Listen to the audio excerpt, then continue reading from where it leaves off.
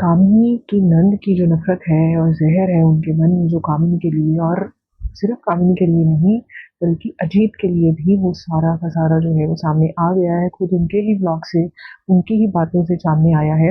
आज उन्होंने जो ब्लॉग बनाया, ब्लॉग की जो स्टार्टिंग की उसमें उन्होंने कामिनी के देवर देवरानी की तारीफ़ों के पुल बाँध दिए कि उनका जो फंक्शन था वो बड़ा बेस्ट था, बड़ा ग्रैंड था, ऐसा था, वैसा था। उन्होंने पूछा, खाने के लिए पूछा, उन्होंने हमें अटेंड किया। तो कहीं न कहीं ये कामिनी और अजीत को टारगेट किया गया कि उन्होंने इनको ऐसा लगा होगा कि इनको नहीं पूछा गया उनके फंक्शन में या उनको इम्पोर्टेंस नहीं दी गई, तो इन्होंने ये चीज़ जो है कंपैरिज़न की है। जबकि ये पूरा-पूरा साफ दिख रहा है कि ये आग लगाने की कोशिश जो है वो की जा रही है।